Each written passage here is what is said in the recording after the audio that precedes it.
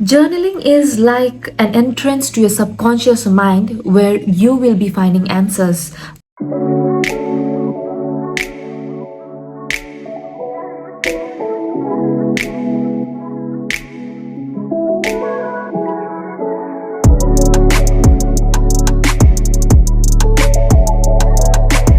Hi all, welcome to Creating in Abundance. I am Pooja and today we are talking about how to tap into your feminine energy every single day. Normal things which you can incorporate in your life on a daily basis to remind yourself that you have that feminine essence within you and you need to nourish and enjoy it every single day. This is a topic which is very close to my heart because once I started incorporating this in my life totally changed. And number 4 is the best method out of all the methods that I'll be talking about today. So make sure you watch till the end to uncover all the secrets. Now, without any further ado, let's get started. It does not matter if you are a pro in personal development or you're just getting started on your personal development journey. In both instances, this is only going to add and enhance your journey.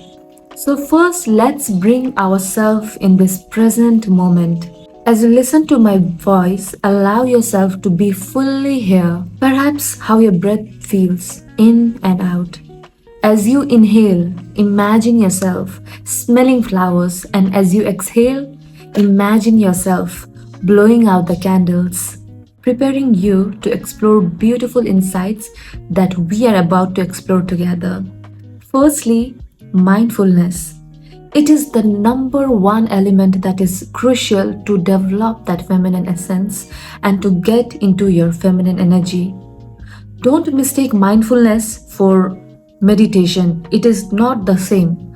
Mindfulness is all about being present in the moment, being present in the now. The best time to practice mindfulness is in the morning. You can practice mindfulness by meditating. That is one way of doing it.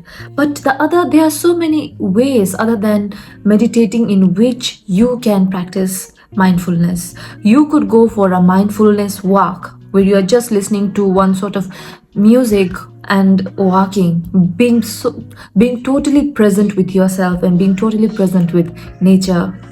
The other thing that you can do to practice mindfulness is to sit with a cup of tea, sit with a cup of coffee, and just be present. Look at the sunrise, light some incense, just light your candle and be present. It's just about that little moment, just 5 minutes in the morning to set the pace for your day. Imagine yourself as you set aside this time in the morning for yourself with the intention to enjoy that. That is the priority that you're setting for yourself. Perhaps even feel the subtle energy that the morning brings. It can be refreshing and rejuvenating. It is during these moments that you can connect with your inner self, isn't it? Followed by mindfulness, the second thing that you can do to enhance your feminine energy is journaling. The most effective way to incorporate journaling is after your mindfulness practice. Just take 5 to 10 minutes every day to journal. Journaling is a very powerful way to get to your feelings and thoughts. Most of us are confused about what journaling really is. I was confused for the longest time. What am I supposed to write in my journal, right? You can write about things that you are currently facing. You could perhaps use certain journal prompts to find answers to the questions you are struggling with currently. The best way I use journaling is to address certain situations that I'm going through. I like to ask myself questions and use that as a navigation tool to explore and further dive deep into that. Journaling is like an entrance to your subconscious mind where you will be finding answers. The best way to do it is set a timer for 10 minutes and to just write about the answer that you're trying to find. Write without stopping for 10 minutes. Even if it's just a word, you just keep on writing for 10 minutes without stopping on a paper, on a book, not by typing, but on a book. You keep on writing that and you will get the nectar, the juice at the end of 10 minutes. That's where your answer is. That is by far, I have found in my personal experience the most effective way to journal. You could also write about what you are grateful for, about your fears, about your concerns, about your future. You could use your journal for scripting.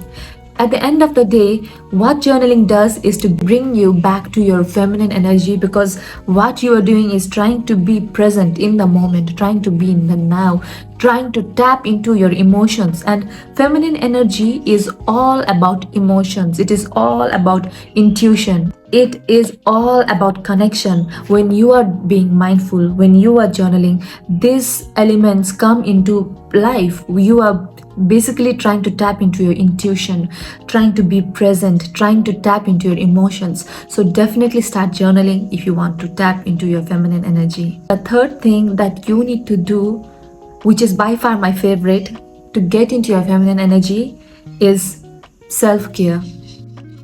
Feminine energy thrives when you are able to give yourself the love you need, and it can transcend when you do the right self-care. It can be a holistic self-care routine, a skincare routine in the morning.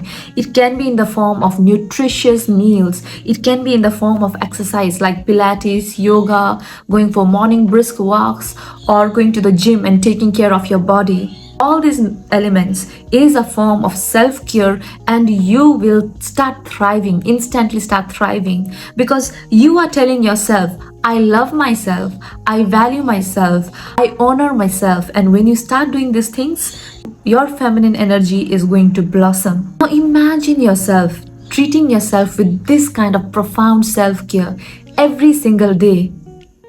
You will transform, my girl. Within a week you will transform. We are so engaged every day looking out for everyone else, trying to be there for everyone else, but are we doing that for ourselves? So this is a reminder that if you want to become that feminine energy, if you want to feel more alive and not burned out, if you want to feel happy and safe and bubbly and bring that childish version of you back, start incorporating self-care in your life. It is about celebrating yourself for being you every day. You're blessed to be a woman.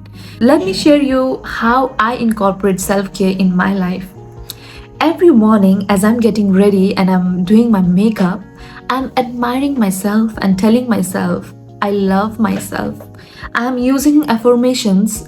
I'm basically using affirmations to reinstate that belief, that limiting belief that I might be having about myself, and telling myself in the here, in the now, that I'm worthy and I'm beautiful. So use affirmations as you get ready in the morning. The second way I use self-care in my life is while cooking. When I am cooking, I'm praying over my food. I'm basically praying over my food and thanking it for adding nourishment in my life. So either pray on your food when you're cooking or when you're about to eat. Just before you eat, set that intention to make that intention to pray over your food. Thank your food and all the people who have brought it into the table, from the one who has been involved in packaging it, from the one who has grown those food, and everyone who be so grateful for all the people who made it happen. You can enhance not only your experience of having that food, but it will also it will also clear the energy from the food, all the negative energy that it might have accumulated. That's why admire yourself, love yourself, give the love that you are seeking in your self-care routines, in your bubble baths, in your skincare, in your cooking. That's how you will tap into your feminine energy. The fourth thing that you can do to tap into your feminine energy is setting boundaries.